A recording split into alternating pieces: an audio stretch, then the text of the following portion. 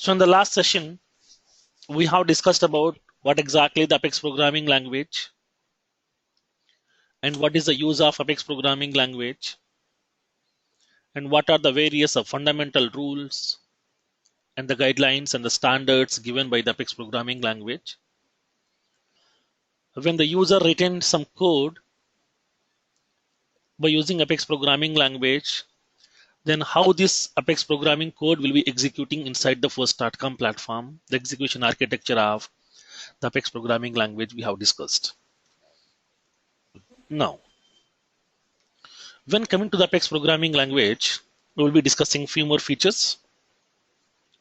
Upon writing the code, some programming languages will be the case sensitive. Like for example, when you go to some Java programming, while writing some classes, while writing some methods, we have to take care of the case sensitivity. Like some characters Okay. will be uppercase letters, some characters will be the lowercase letters. But when coming to the Apex programming, is it a case sensitive or it's not a case sensitive? When coming to the Apex programming language, Apex is not a case sensitive programming.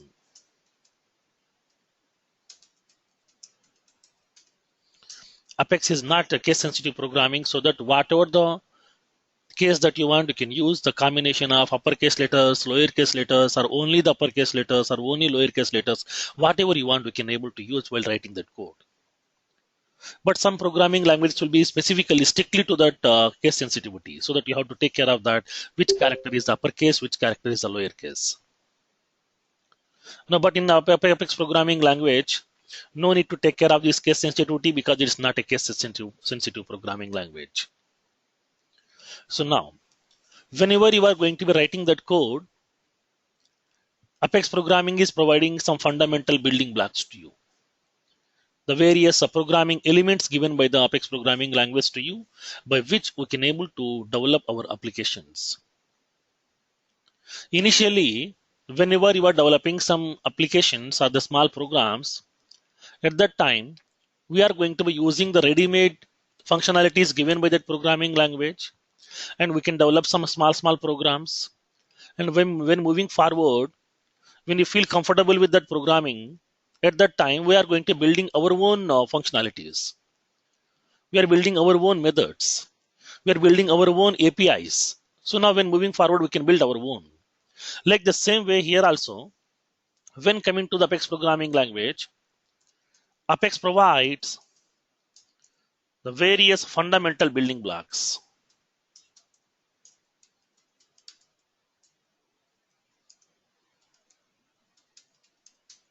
Various fundamental building blocks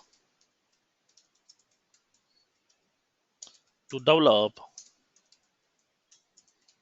the applications or business logic. It is providing the various of fundamental building blocks here. So now from those fundamental building blocks, the first part is data types. So what exactly the data type? What is the use of data type here? So I think most of the people are aware of these data types. Now that already we have discussed that Apex programming is purely a tightly coupled programming language where before using the variable, first of all, the variable has to be get defined. We have to define the variable first before its usage. Why? Because is if you did not define that variable, if you did not specify the data type, then how much memory do we need to allocate for that? It will be in ambiguity for us. Suppose if I'm allocating some less amount of memory, then if you are storing some huge data, then the data cannot be fitting into that memory location. Suppose if I'm allocating some more memory as a programming language, then if you're storing very less amount of data, then at that time the memory wastage will be getting happen. So for that here, to avoid this kind of circumstances inside that application, in order to utilize the memory very efficiently, in order to utilize the Salesforce resources very efficiently, because Salesforce is not providing a dedicated server to us, Salesforce is providing a common infrastructure with the help of the multi-tenant architecture.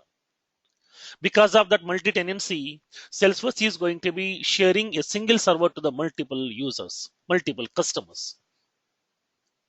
So for that, we have to make utilize that Salesforce resources very, very efficiently. So now, for that, while writing that code, you have to define the variable first.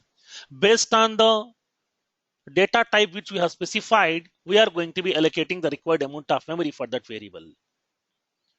So now when coming to the data type, what it describes basically, data type basically describes two things. Okay, database basically describes two things.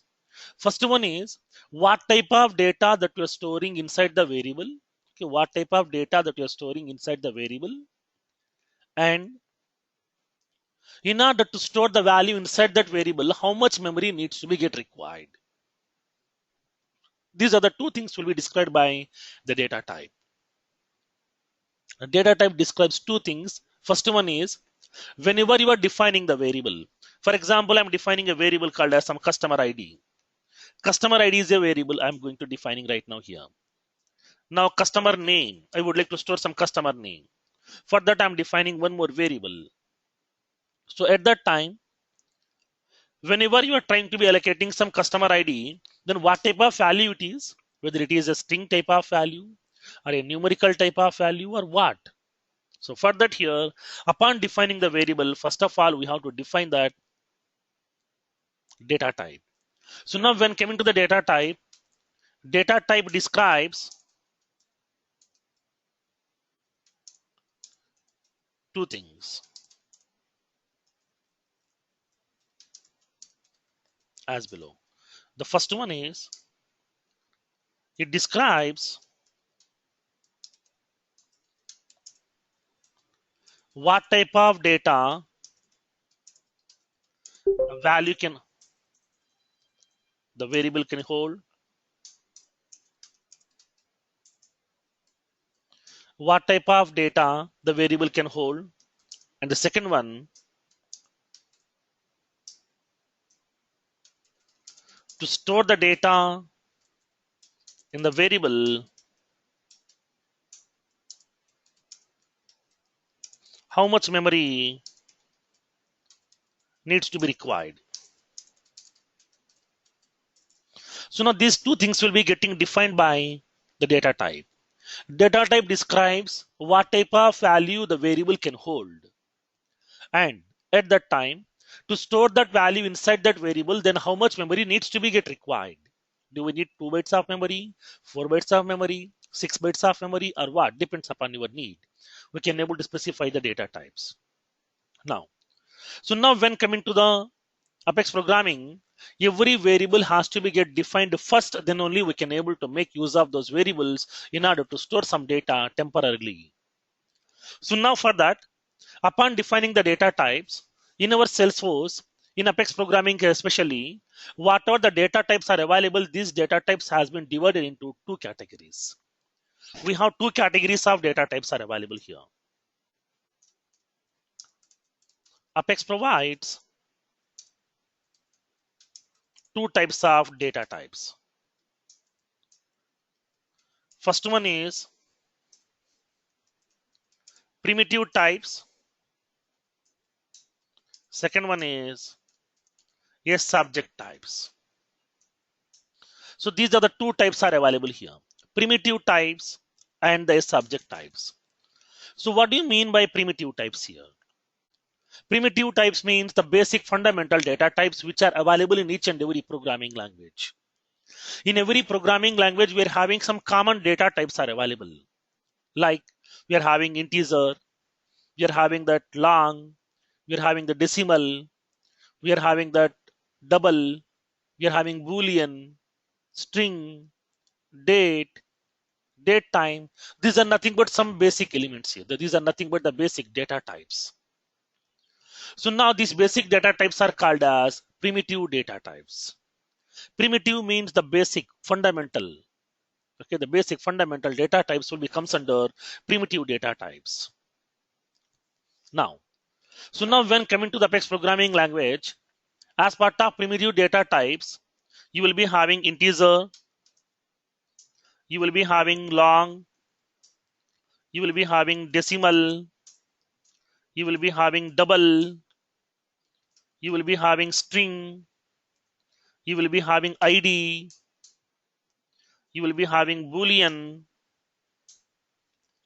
you will be having date, you will be having date time, you will be having blob.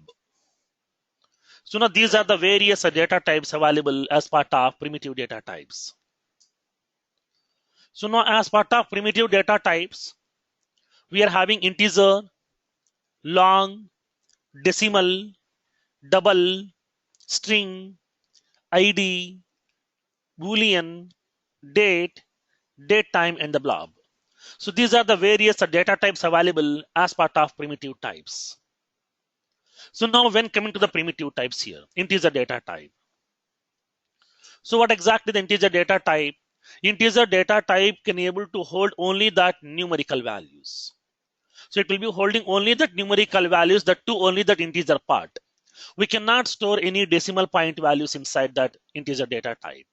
For example, if you're having some value 100.50, this kind of values we cannot able to store inside that integer. Integer variable data type can able to hold only that numerical value, that to only that integer part. The decimal point values we cannot able to store inside that integer data type. And when coming to the integer data type, in order to store the value inside that integer variable, we need 4 bytes of memory. Nothing but what happened when coming to the primitive data types, whenever you are defining a variable, okay, whenever you are defining a variable, for example, if you are defining a variable integer some customer ID, then automatically Apex programming is going to be reserving 4 bytes of memory here. Okay, Apex programming is reserving 4 bytes of memory. Why? Because is these integer data type, these primitive data types are having some fixed size of memories there. For every data type, we are having some fixed size of memories available. So at that time, it will be allocating the memory by default at the time of defining the variable itself.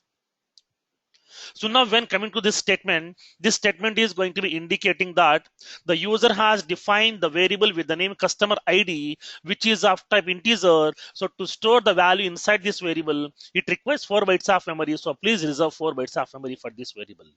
This is the meaning of this statement. So now it is going to be instructing to that compiler to assign the required amount of memory for this variable. Now the compiler will assign the memory for this variable by default. Now, when coming to the integer data type is going to be accepting only that numerical value, that to the integer part. We cannot store any decimal type of values inside this integer data type. Next, the long. So now when coming to the integer data type, there is some limitations are available. For example, when you go to that C programming language, for that integer data type, you will be having some limitation, like as minus 32,768 to plus 32,767. So this is the limitation is available when coming to the C programming language. But now when coming to the Apex programming language, we can able to store minus 2 to the power of 32 to plus 2 to the power of 32. So this is the limitation given by the Salesforce. So now each and every integer variable can able to hold the value between the range minus 2 to the power of 32 to plus 2 to the power of 32. This is the limitation. Now, the long data type. When coming to the long data type, if you want to store some bigger values, because integer data type will be having some limitations, that is minus 32 to minus 2 to the power of 32 to plus 2 to the power of 32. So this is the limitation that we have. Suppose if you want to store a bigger value than this integer limit, so at that time we can go with that long data type. So now when coming to the long data type, it is going to be occupying 8 bytes of memory.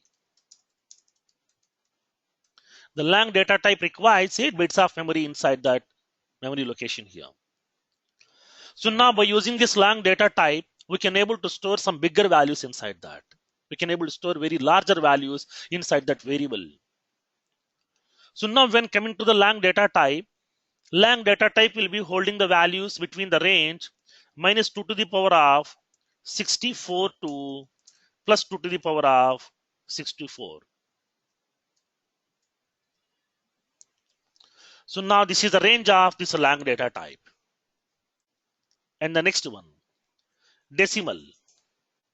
So now this integer data type and the Lang data type, these will be accepting the numerical values that to the integer part.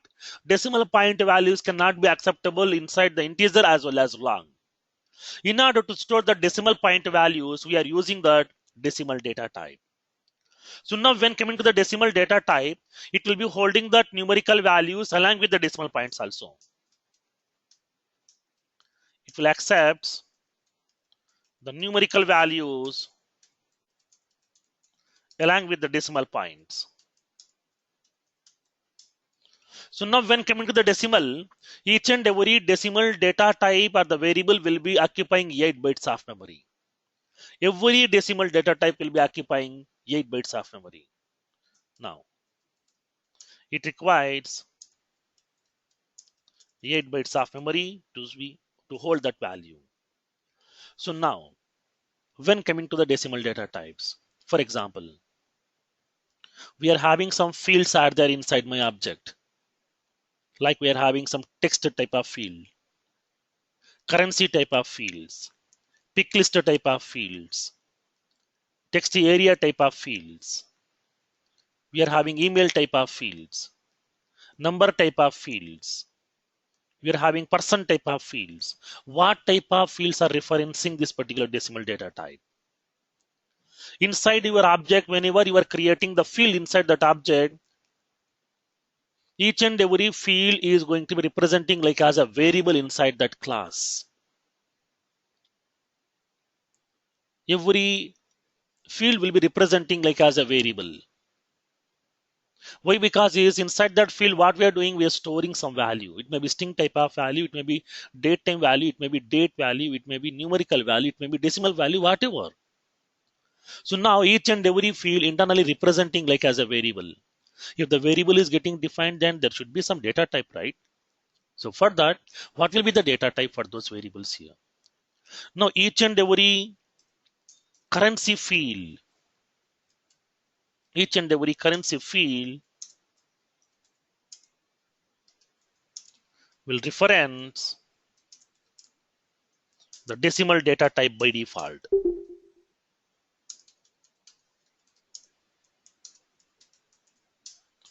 Because when coming to the decimal data type, the default number of digits after the decimal point is 2.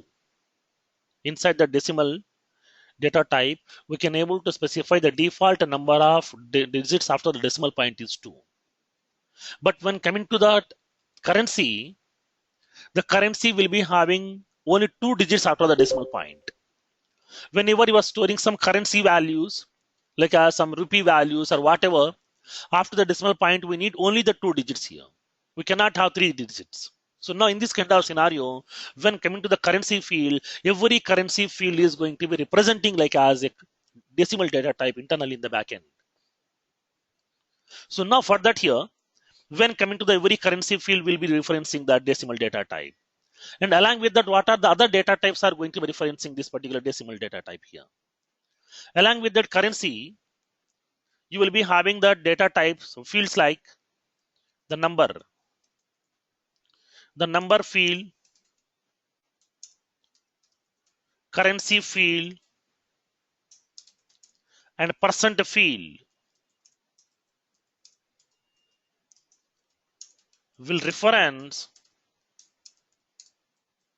the decimal data type by default. Decimal data type. Now, when coming to the decimal data type, it requires that 8 bytes of memory to you. The next one, the double. If you want to hold a bigger values, then we can go with that double data type. For example, here, assume that I'm performing some 10 by 3. So now, generally we are using that some 3.1, 3.2 or whatever. Sometimes we are rounding up to 3 itself. But sometimes I need the exact value.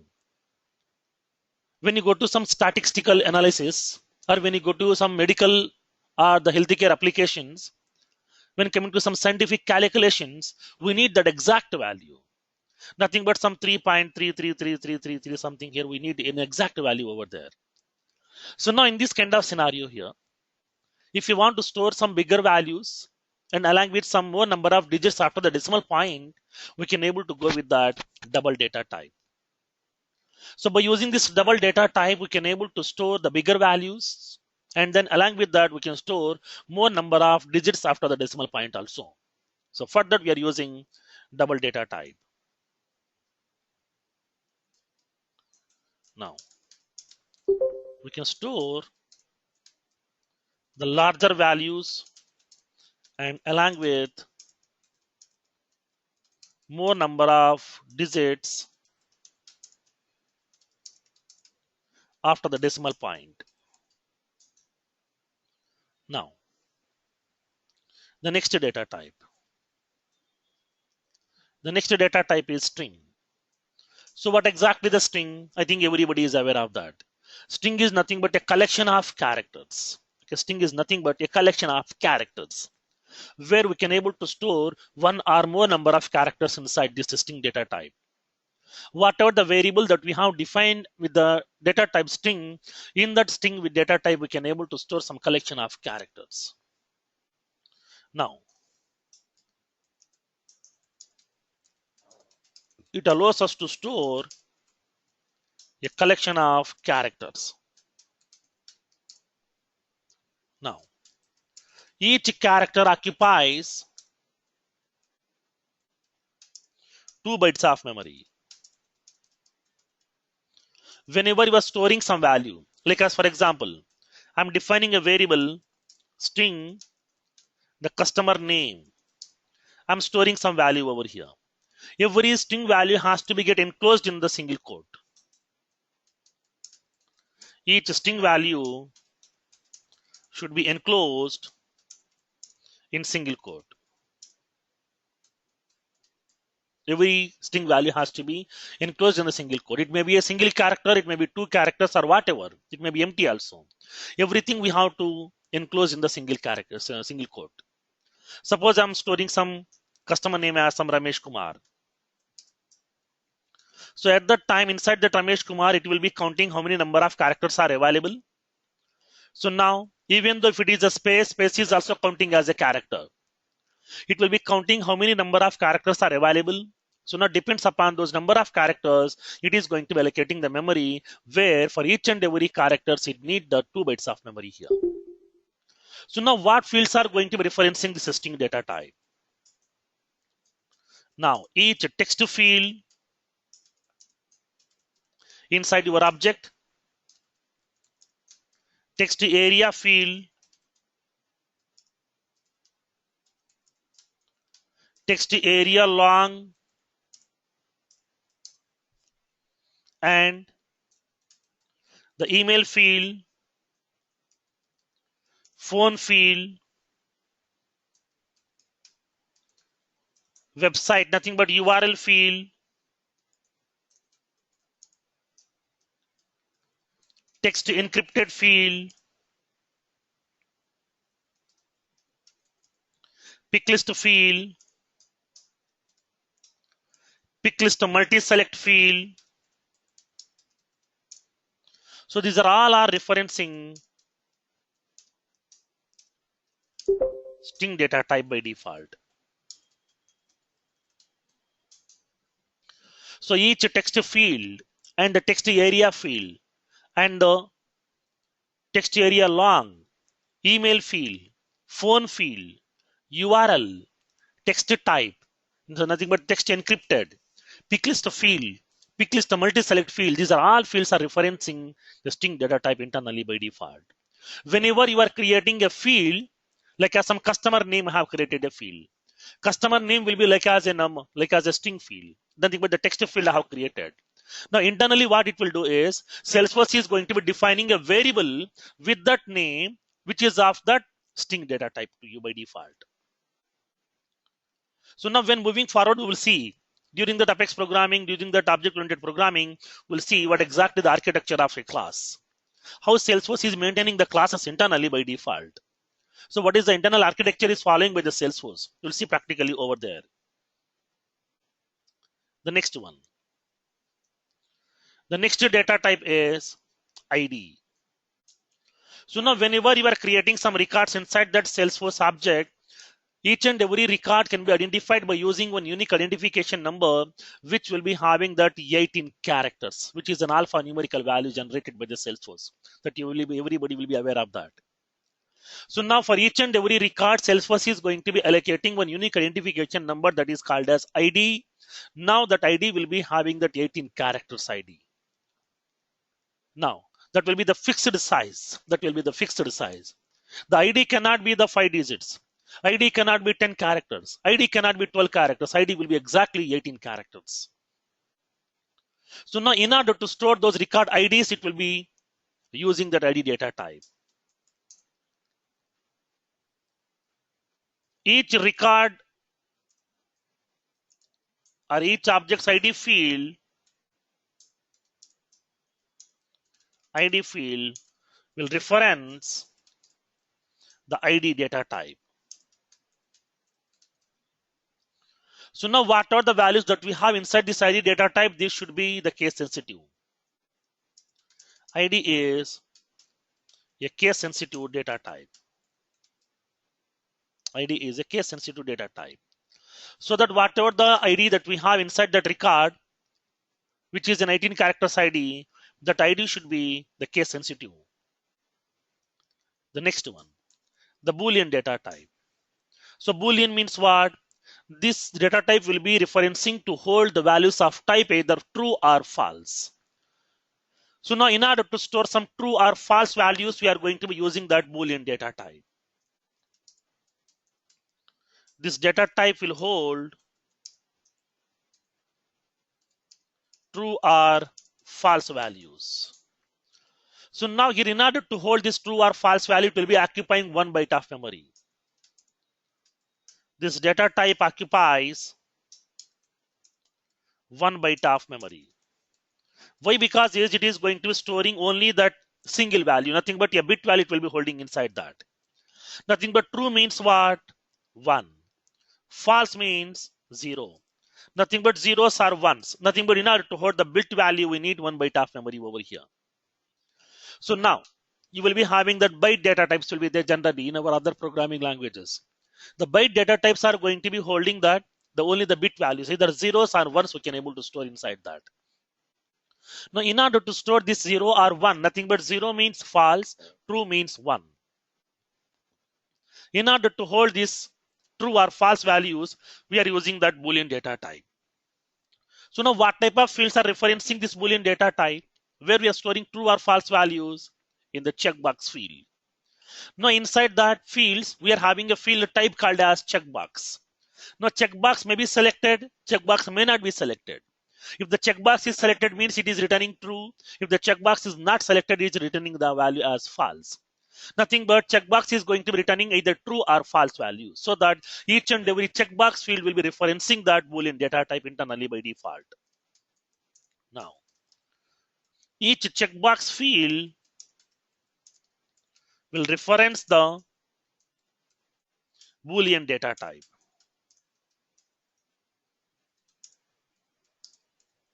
By default.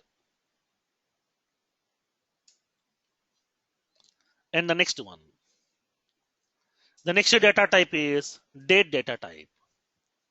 So now in order to store the date values,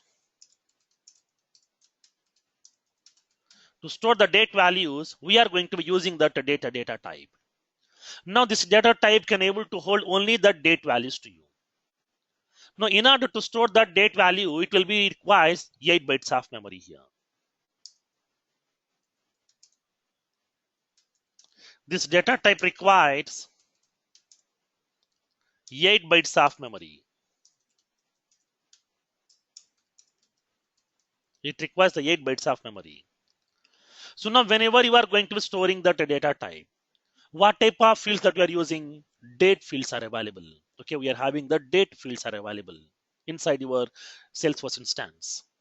Upon creating your object, upon creating the fields inside that object, we are selecting that data type. For example, here,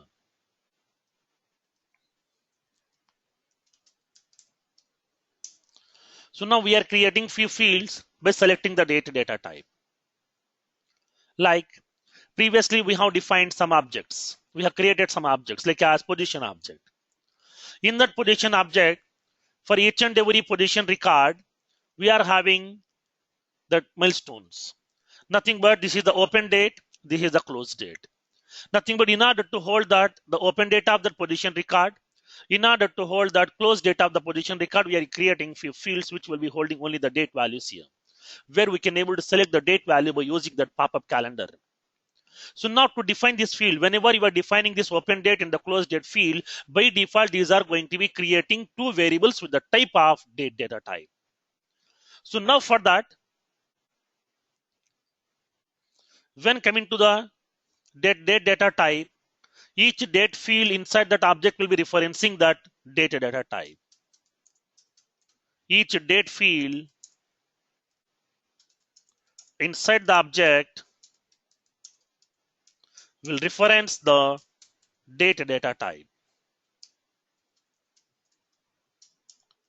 by default. By default, these are referencing that data data type here. So now, for example, when coming to the field types, each and every ID field will be referencing that ID data type. Any other fields are referencing that for ID? Any other field types? Anybody? For example, let me show you that practically. For example, I'm having the two objects are there, hiring manager and the position. Okay, I'm having the two objects are there, which is hiring manager and the position. So now let's see that structure of these objects. Now I'm having that hiring manager and the position is available. Now hiring manager is the parent object for us and the position is our child. Hiring manager means what? The recruiter. One recruiter can able to recruit the candidates for the multiple positions. So that here we have mapped that one-to-many association between these two with the help of the association. Now what is this association type over here? The blue color is indicating what? What type of association it is? Nobody is responding. Parent child. Okay, one-to-many, okay. Then what kind of association it is? It's a parent-child association. Okay, parent-child means Lookup what? relation. Lookup association. Yeah, sorry. It is a lookup association. Nothing but the blue color is going to be indicating this is a lookup association. And along with that, we are having some associations are there. Like we are having some object like some candidate object also we can define. That candidate object will be having the association called as a master detail also, whatever. So now between these two objects, we are having that lookup association. So now how can we map the association basically? What is the need? How can we map the association? By using lookup field. Okay. By using lookup field, we can map that association. Then what it will do basically? What the lookup field will do? What Create it will create a list, right? So that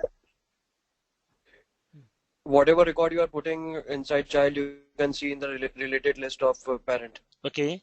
Then upon creating a child record, we are going to be selecting the parent, right? By using that lookup field, Yes. we can able to select that parent record.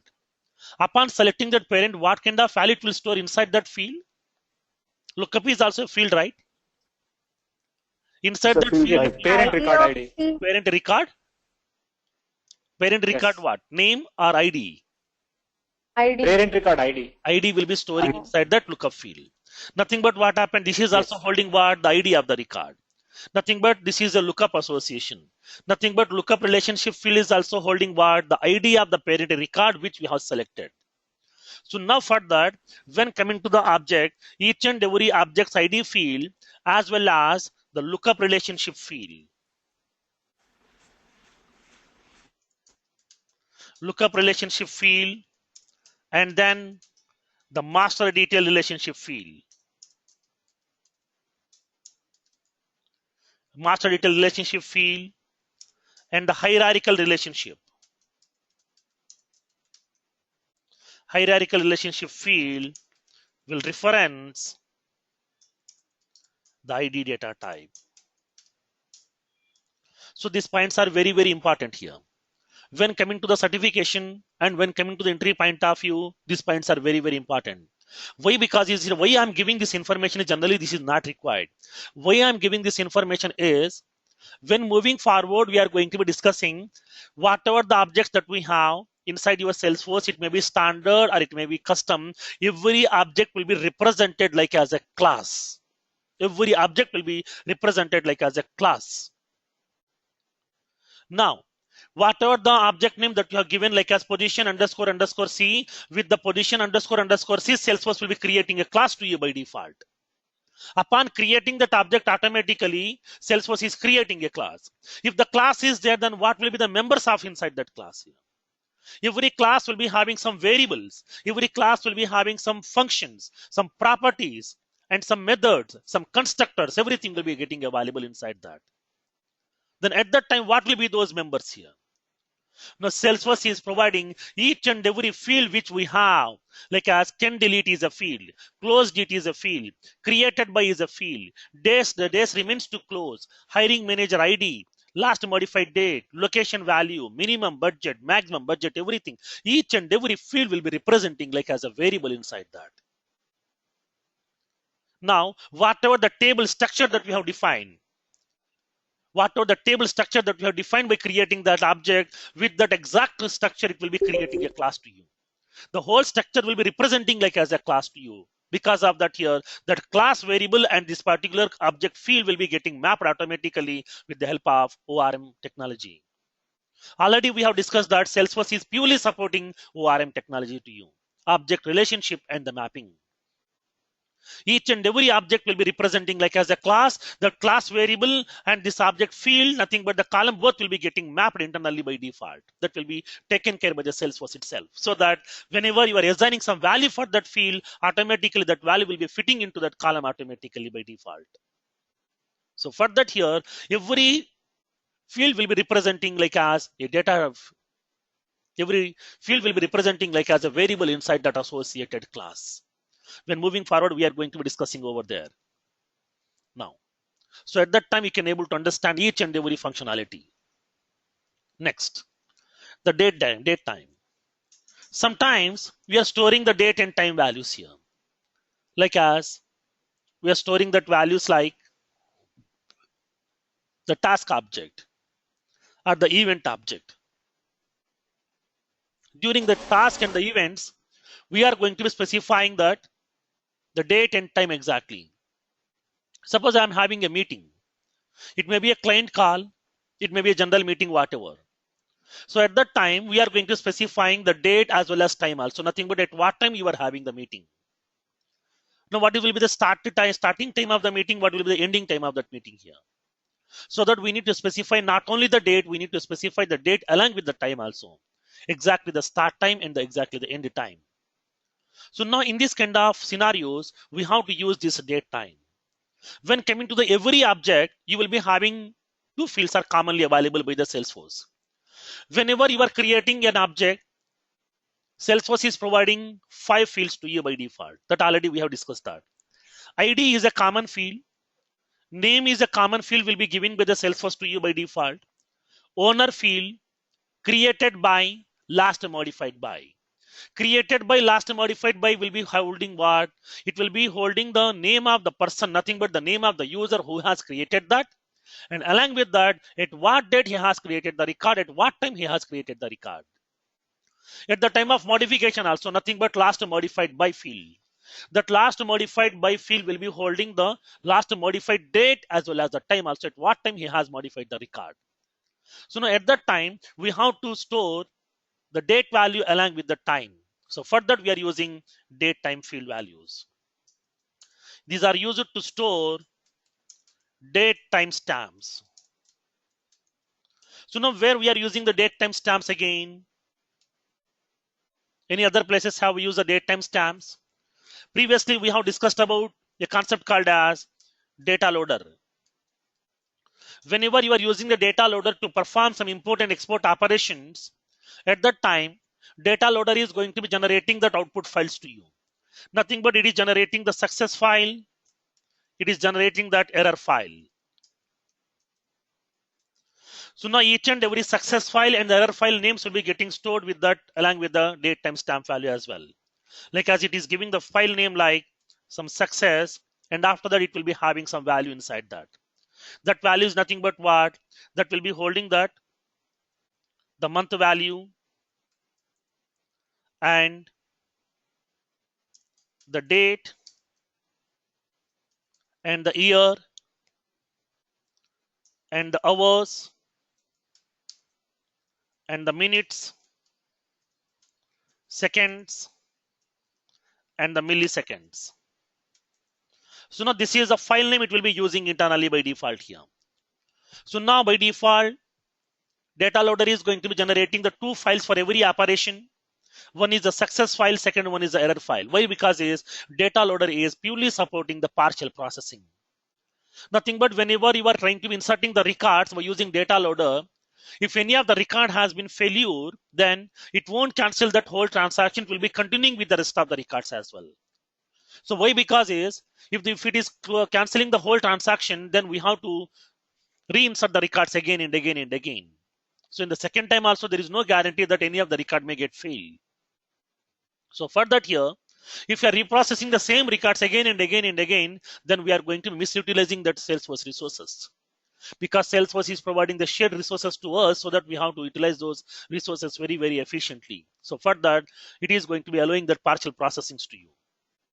Now, whenever you are going to be having this kind of fields, like as the creating that file names, nothing but the log files, and then whenever you are going to be having some audit tracking fields like as the created by and the last modified by, at that time we have to use the date time stamp. And the next one. So after that, we are having one more data type that is called as blob. The blob data type. So now blob means what? Binary large objects. Binary large objects. So now here where we are using this binary large objects here. Sometimes in the previous sessions also, we have discussed about that. We are using one object called as a document object. So what we are storing inside the document object, in that document object, we can able to store few images, we can store some pictures, we can store some documents, etc. And along with that, you will be having some notes and attachments also. Nothing but attachment is also what? A file. That file may be a text file, that file may be a Word document, that file may be an audio file, that file may be a video file, that file may be any type of thing. So at that time, how these files will be getting stored? The files cannot be stored. Even rich text also same thing, right? That's what here. Because the rich text also Yes, in correct. the blob, right? That's what here we haven't specified the rich text area inside that string data type. Okay, that will be comes under here, the blob data type.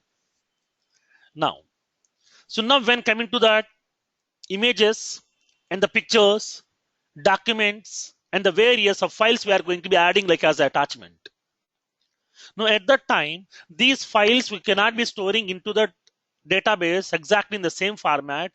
These files will be converting into the binary format. That binary format of data will be storing inside the database column. So now for that here, if I'm storing this exact file, it will be occupying more memory. Inside a column, we cannot able to hold that much of memory over there. So for that here, it is going to be converting that whole file content into the binary format, and that binary format of content will be storing inside that column of the table. So for that, we are using the blob data type. So now the blob data type will be used to store images, pictures, files, the libraries, etc. These are the various types of content we can able to store. Then how much content we can store here? There is a limitation is available. Now blob data type can able to hold maximum of 2 GB of content. The blob data type can able to hold maximum of 2 GB of content.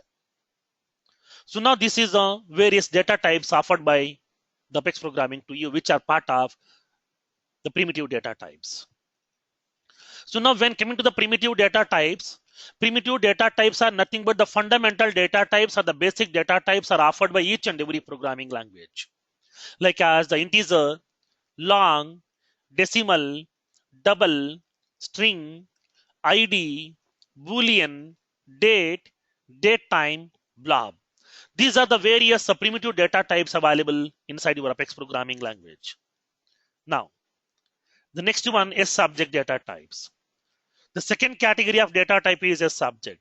A subject means what? Salesforce objects. You are aware of the Salesforce objects. Salesforce is providing two types of objects to you. One is the standard objects, second one is the custom objects. Now both standard objects and custom objects combinedly called as S objects simply. Okay. Simply S objects means Salesforce objects. It may be standard, it may be custom, it may be combination of both also. So for that each and every Salesforce object will be referred as S object. So now, as of now, we have stored that value. For example, I'm storing some integer value here, like some customer ID. Now, for that, I have defined a variable by using that integer data type.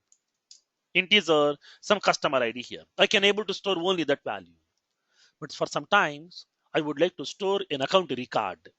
Sometimes I want to store an account record here. In that account record, what it contains, it will be holding so many values to you here. It will be holding the ID of the account, name of the account, rating value, industry value, type value, annual revenue value, phone value, fax value, home phone, and the address information. And then it will be holding the active status.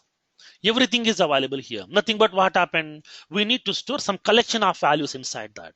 So now at that time, if you want to store some records inside your variables, then we have to define with the help of S subject data types. Each and every object available in Salesforce, for every object Salesforce is creating a class. For every object Salesforce is creating a class to you. Now, so now as of now, we have discussed about few data types over here. Whatever the data types that we have, these are not the tokens. These are not the reserved words. These are not the system defined word. Each and every data type is nothing but a class. For example here, assume that when you go to that C programming language, you will be having the data types are available. Integer, char, string, like that we are having some data types are available. Float, double, like that you are having some data types are there. Each and every data type is going to be representing what? This is nothing but a token. Nothing but the system defined word or the user defined word. So now when you come to that Java programming, the same data type is referencing like as a class. Integer is a class and the string is a class. And you will be having Boolean is a class. That's what here you will be having some methods inside that class. Whenever you are going to be retrieving some data from the command prompt by using Java programming language, the people are using that statement called as system.readline. So now this readline method is going to be reading the data from the command line. So now even though if you are entering the 100 value, then this will be treating like as a string by default. Each and every value which has been read from the command prompt by using the readline method, it is going to be treating that value like as a string. But I want to store this value into the integer variable. Like as this is a variable that I have defined, customer ID. Now, in order to assign that value into this particular numerical variable, it won't accept directly. So for that, what needs to be done? We have to use integer dot or int dot parseInt, or you may use int dot try parse. We are using some functions over here, nothing but where we are defining these functions inside the class. Nothing but each and every data type is going to be describing like as a class. These are not the words, these are not the system defined words, these are not the tokens like a C programming language. In Apex programming language also, each and every data type is nothing but a class, because these are purely the object-oriented programming languages. Everything will be available in terms of the classes and the objects only. So what exactly the class, what exactly the object will be discussing during that, the object-oriented programming principles. Now, so now when coming to the C programming language, everything will be treating like as the token or the system defined word, but in the other programming languages, these are called as the classes. Now, like the same way, when coming to the Salesforce, we are having so many objects are available. It may be standard object, it may be custom object also. Each and every object will be referencing like as a class eternally by default. Okay, every object will be referencing like as a class. Now, so now what will be the names of those class over here? Now let's see. For example,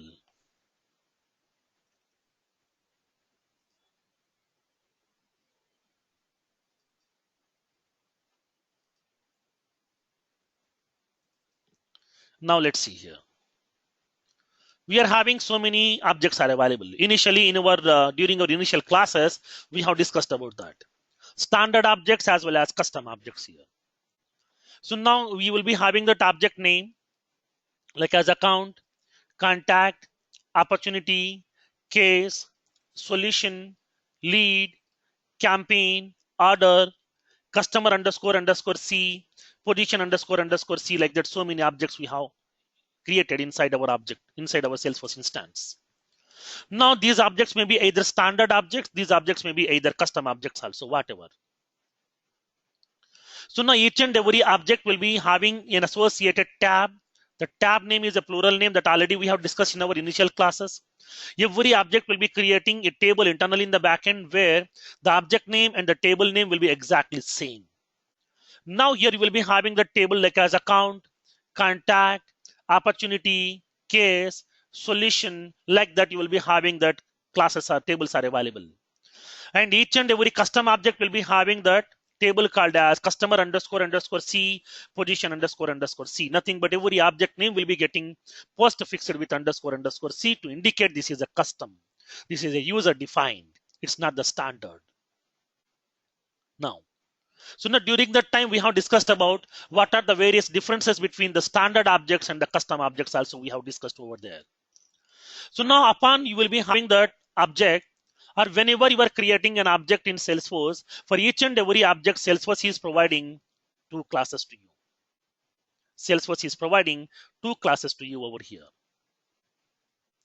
So now what are those two classes given by the Salesforce for each and every object? Now let's see practically here.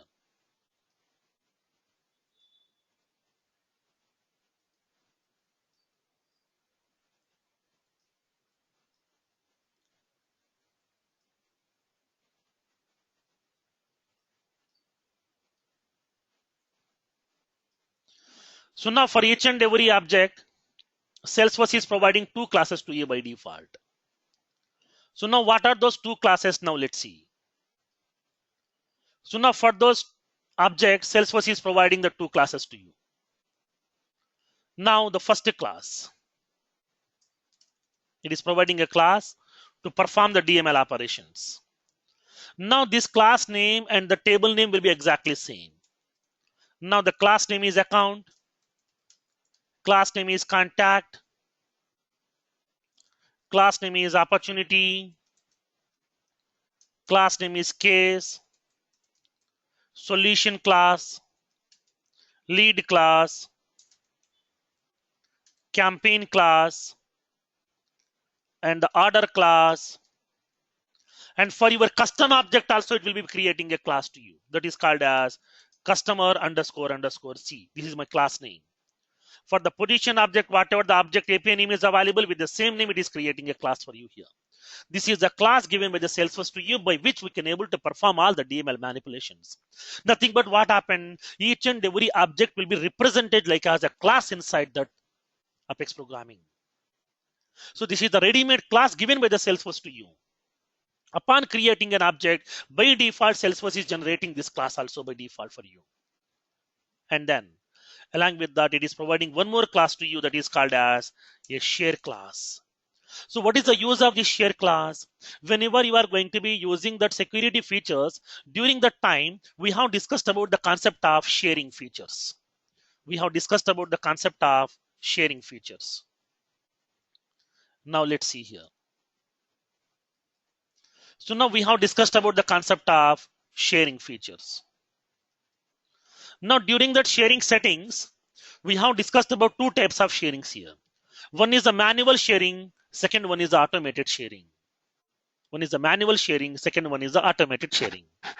Now along with that, we have discussed that during that time, we are having one more option is available to share the record through programmatically. In order to share the records, it may be any object records. If you want to share the records through programmatically, at that time, we have to use a share class. Okay, we have to use a share class. Now that share class will be given by whom? Salesforce itself. When it is giving that share class, when you want to go for the sharing concept, if the object's wordability is private or if it is read only, then only the record will not be visible to everybody here. The people cannot able to modify the records. So at that time, whenever you are going to be having that object's wordability as private or public read only, at that time this sharing class will be getting accessible to you. If the object's wordability is equals to the public read write, then these sharing classes cannot be accessible to you here. Why? Because is the record access will be available to everybody. Everybody will be having the access on the record. Everybody can able to see the record. Everybody can able to modify the record. Then what is the need of sharing? So for that here, share class will not be visible to you. Sharing class will be getting visible to you only at the time of that object's wordability is equals to private or public read only. During these two cases only, it will be making that class will be getting accessible to you. For each and every object, Salesforce is providing a separate share class. So what is this share class? Now let's see. For the account object, we have a class called as account share class. For the contact, we are having that contact share class. For the opportunity, we are having opportunity share class. And for the case, we are having case share class. For the solution, we are having solution share. For the lead, we are having lead share. Campaign, we are having campaign share. For the order, we are having order share class. Like the same way for my custom object also. Whenever you are going to be creating a custom object already, we have discussed clearly during the security. Upon creating an object, by default, Salesforce is assigning that custom object's wordability as public read write. If you are making that object's wordability as either private or public read only, at that time, Salesforce is going to be enabling the access on this share class also here. So what is the share class for my custom object? So now your object name customer underscore underscore share. If your object name is position underscore underscore share. If you're having the object name like some candidate underscore underscore share. These are the share classes for your custom objects also. Nothing but what happens, Salesforce is providing the two classes for each and every object by default. And now the first class is used to perform the DML operations where this class name and your object name and your table name exactly same. And the second class is a share class. By using this share class, we can able to share the records through programmatically also. When moving forward, we will see how can we share the record through programmatically and how it will be maintaining internally the sharing visibility. We'll see practically over there. During the Apex sharing concept, we'll see how can we share the record through programmatically as well.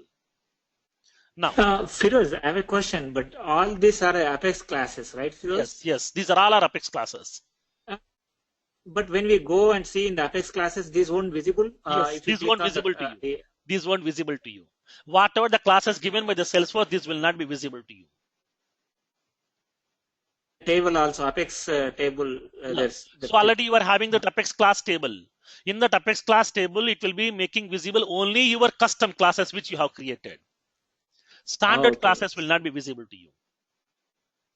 Okay, when you query that Apex class table, you will be getting only your classes. That's it. You cannot able to see the existing classes given by the Salesforce. Okay, now. So now this is the internal architecture is going to be using by this Salesforce to you over here. Now, so now for each and every object, Salesforce is creating a class to you. Now that class name and your table name and your object name exactly same. Okay, your class name, the table name, and the object name exactly same. All will be same.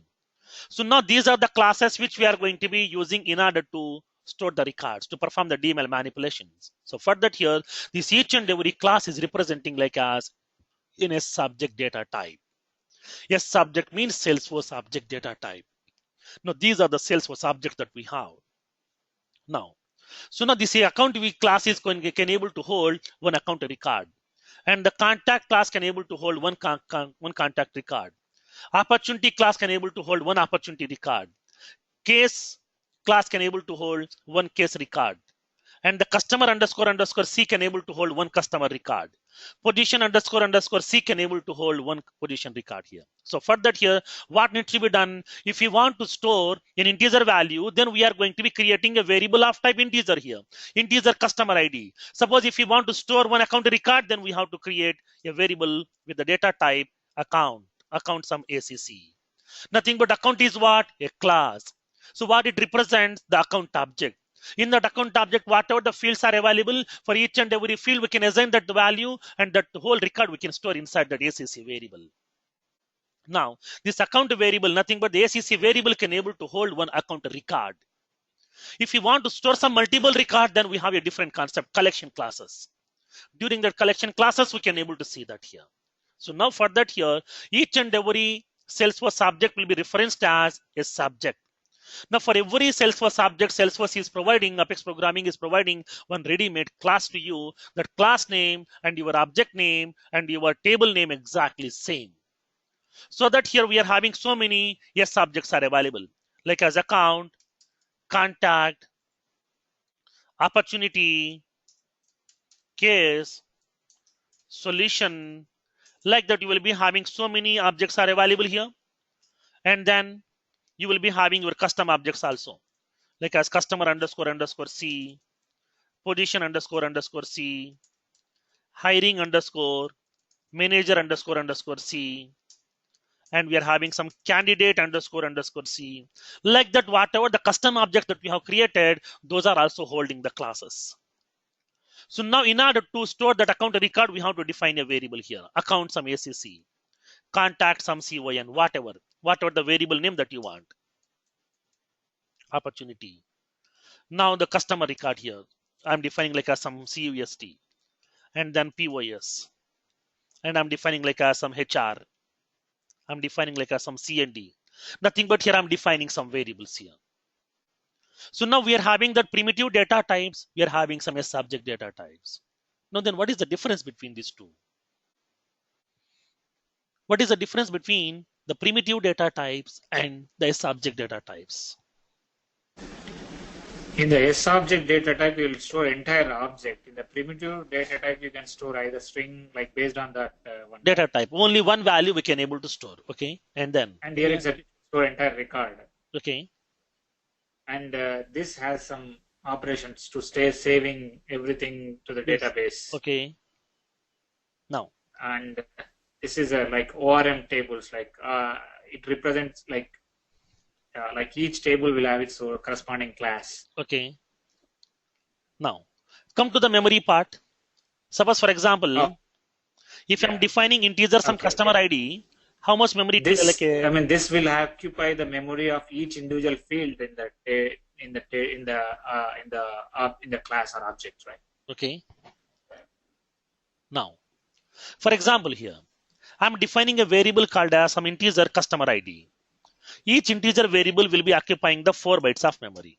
So that as soon as whenever you are defining that variable, this variable, by default, Apex compiler is going to be reserving the 4 bytes of memory for this variable. You may use that memory, you may not use that memory, it won't bother about that.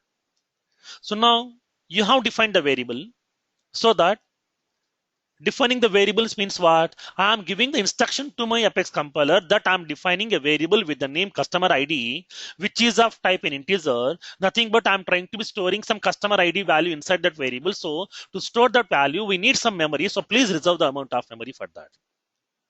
Now we are instructing to that Apex compiler. Now, as the responsibility of the Apex compiler, it is assigning the 4 bytes of memory to you. Using that memory, or you may not using that memory, it's up to you. Depends upon your requirement. You may store the value, you may not store that value here. It's up to you. So now nothing but what happened. If you are using that variable to store some value, then it will be fine. If you're not storing any value inside that, then that memory will be wastage here.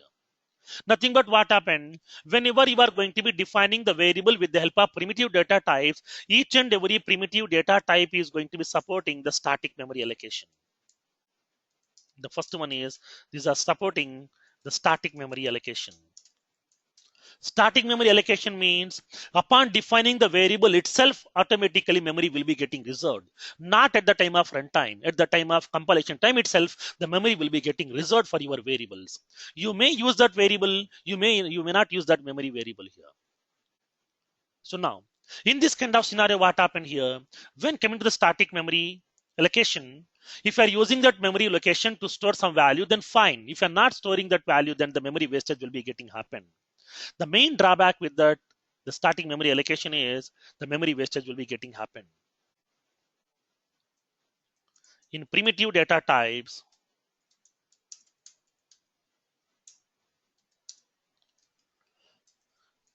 there is no proper memory management. Firoz, there is no concept of a garbage collector here? Yes, yes. We have the garbage collector is also there. So okay, thank you. Coming to the Java programming, you will be having some garbage collectors. And then when coming to the Apex programming also, you will be having the garbage collector. Once every transaction or the operation has been done, automatically Apex is going to be invoking the garbage collector to you. No need to invoke this one manually. It will be getting invoked automatically here. Okay. The next one. When coming to the static memory allocation, in each and every primitive data type, there are some memory wastage will be happen here. There is no proper memory management, so that memory wastage may be getting happen here. Whenever you are going to be defining some primitive data type variables, then where the memory will be getting allocated, for all the primitive data types, the memory will be getting allocated inside that stack memory. Now, the primitive data type variables memory will be getting allocated. Memory will be allocated in stack memory. For the primitive data types, for the primitive variables, the memory will be getting allocated inside that stack memory here. So now when coming to the subject types, if it is a integer variable, I'm having some fixed sizes available. Okay, if it is a fixed size. Now for my account record, then how much memory do we need to allocate here? Assume that inside my account record, I'm having some 500 fields are there. In order to create that account record, no need to pass the value for each and every field, because I'm having one field is a mandatory field, that is name field. You may pass the value for the name field and you can create that record as well. Or you may pass the value for some other fields also here. Depends upon your need. So now in this kind of scenario, no need to pass the value for all the fields available inside that object, so that we can pass the value for name field and the rating field and the industry field, and we can create the record. And we can pass the value for all the fields, and we can able to store the value, create the record also here. So now in this kind of scenario, there is no specific requirement that we have to pass the value for each and every field available inside that. So for that here, when coming to the subject data types, nothing but for your account depends upon the values which we are supplying at runtime. It will be calculating how much memory will be required for this class variable. So now when coming to the subject data types, nothing but these variables memory will be not allocating at the time of defining. At the time of runtime, it will be getting allocated the memory here. So why? Because is here, we don't know what kind of values you are supplying. Whether you are passing the value for all the fields inside the account record, or whether you are passing only one field value, or two fields values, or four fields values, we don't know. At runtime, you are supplying that value. During that runtime, depends upon the number of values that we have supplied to create that account record, depends upon the type of the values which we are supplying, it will be allocating the memory at runtime. So for that here, when coming to the S-object data types, S-objects are purely supporting the dynamic memory allocation.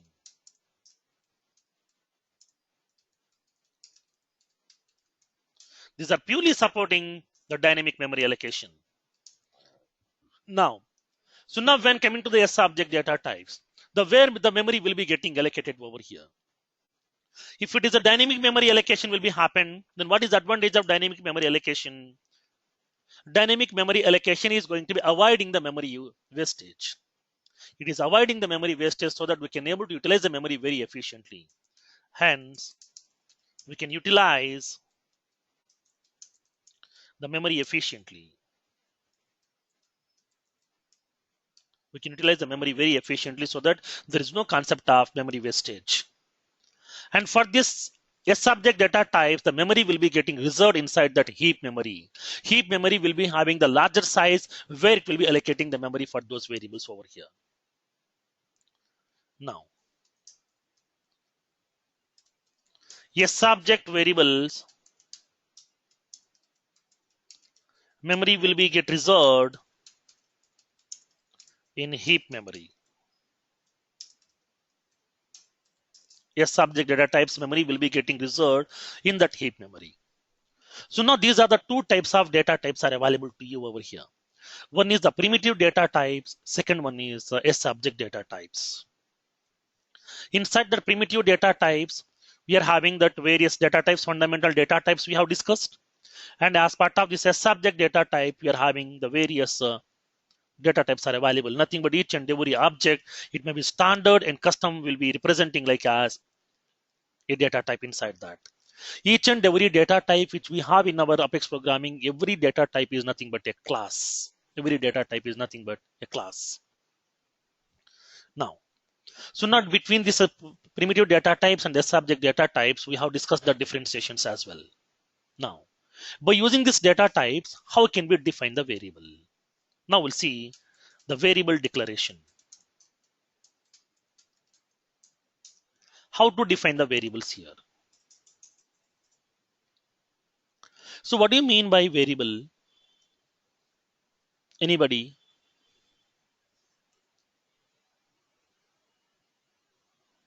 What do you mean by a variable?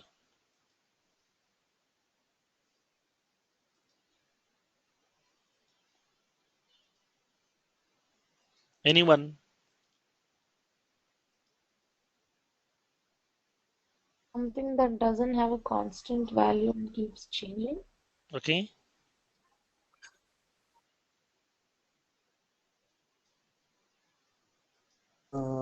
It holds some memories. Okay.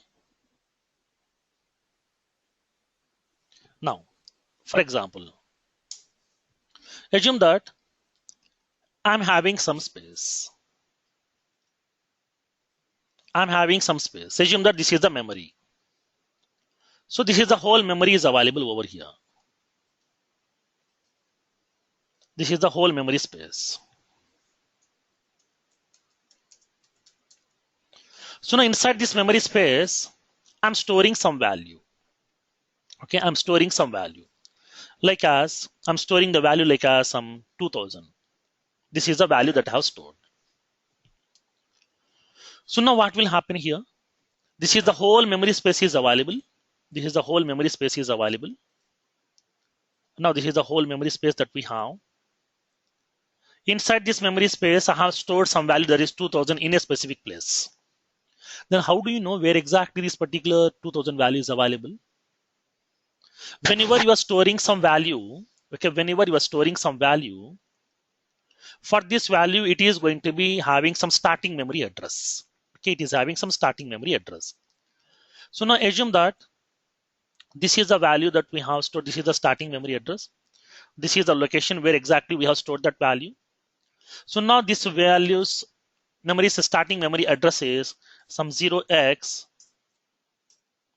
now 10 ex1 001x, because here this will be available in terms of some the decimal format or the octal format or hexadecimal.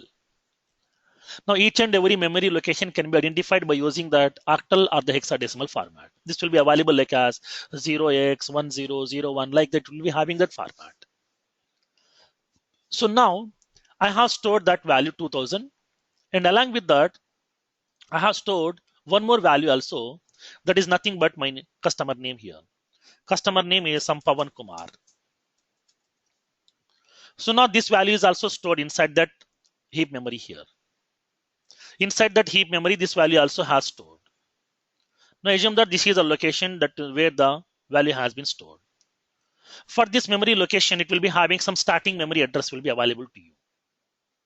It is having some starting memory address like as 01 x 100 x10. Assume that this is the starting memory address. Now I want this 2000 value. I want this Pawan Kumar value. Then how can we fetch this value? In order to fetch that particular value, first of all, we have to locate that memory address where exactly the value is available. Then how can we reference that number? That number is a very complex number. Nothing but that particular memory address is a very complex number, like a 0x, 10x, like that will be having some value. So now how can we remember all these things? Sometimes we are unable to remember our bank account number itself from which we are getting the salary since almost 2 years. We are unable to remember the mobile number itself sometimes. We cannot able to remember all these things. Then how can we remember these very complex numbers?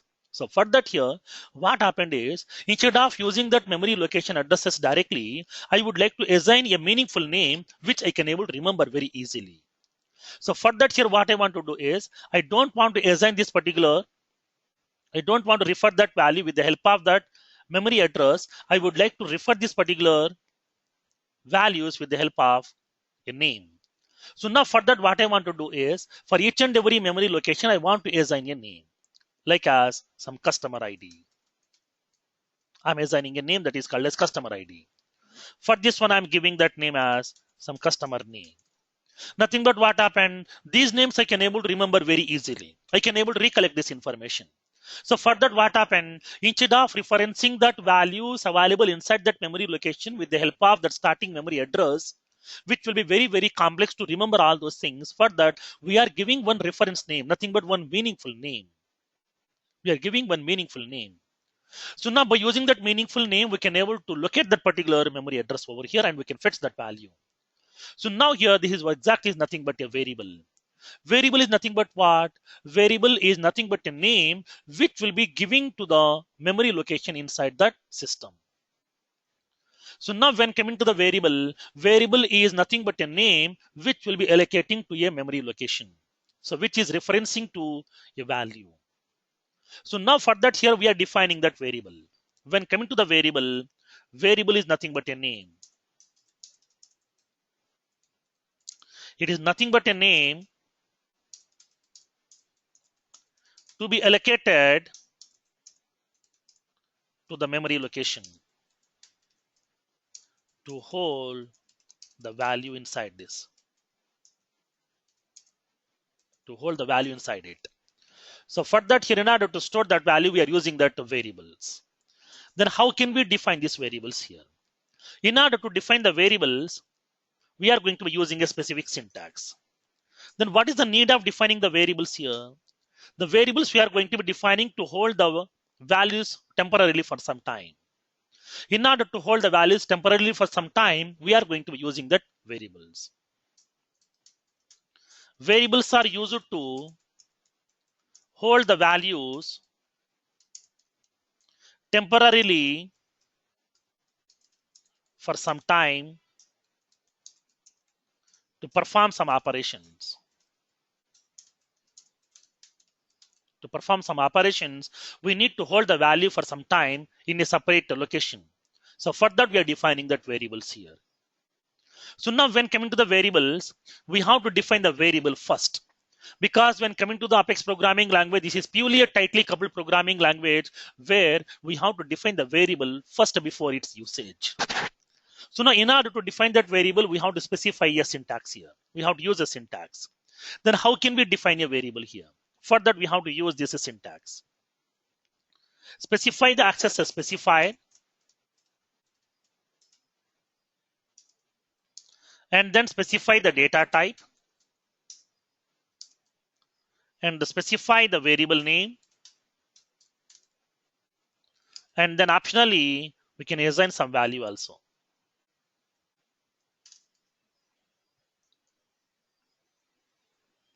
We can assign some value.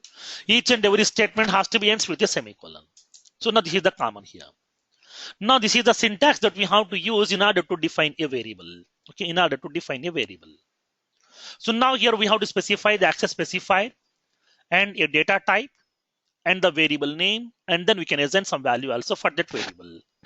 So now here, when coming to the access specifier, I have placed inside that square braces. Whatever the things that I have placed inside the square braces, these are optional statements. These are optional. You may use, you may not use. You may specify, you may not specify. It won't bother about that.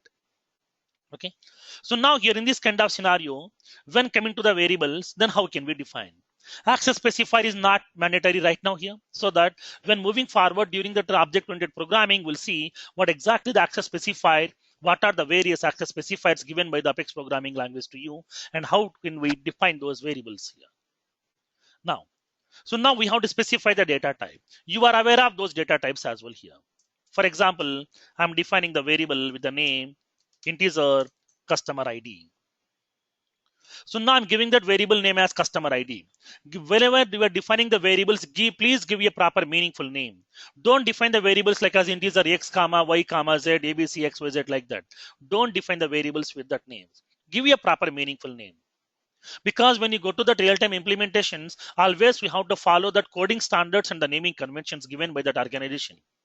So for that here, upon defining the variable, when you observe the name of the variable, in that name itself, we should be able to understand what is the functionality of the variable, why you have defined the variable, what type of value you are holding inside the variable. Everything we can able to observe with the help of that name itself.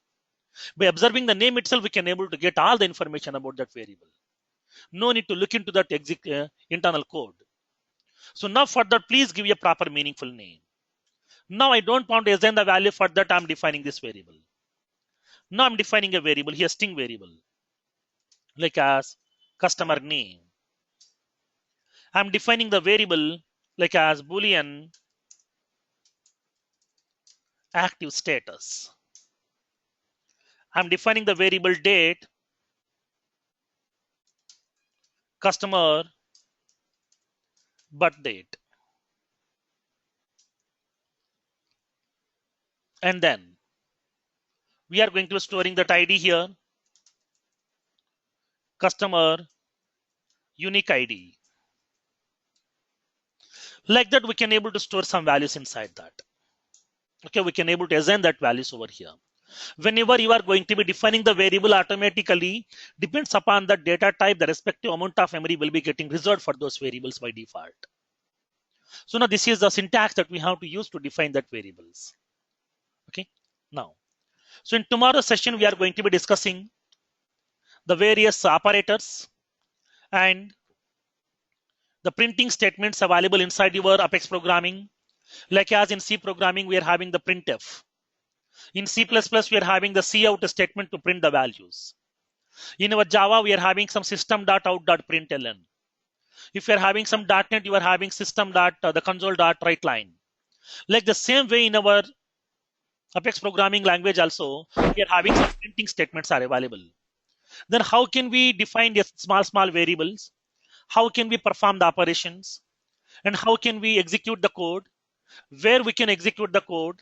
What are the various ways to write the code? What are the various ways to execute the code? And how to see the result? Where the results will be getting generated? Everything we'll see practically in tomorrow's session. So now tomorrow's session will be very, very important, that we are going to be discussing about how to write the code, how to execute, how to see the results inside that. Okay, don't miss that tomorrow's session. Firoz, Yeah. if everybody agree on it, could you please take class tomorrow morning, because I think everyone has a holiday tomorrow. Okay. And if you are agree, I mean, if you are free. So no, you are tomorrow morning means for me it's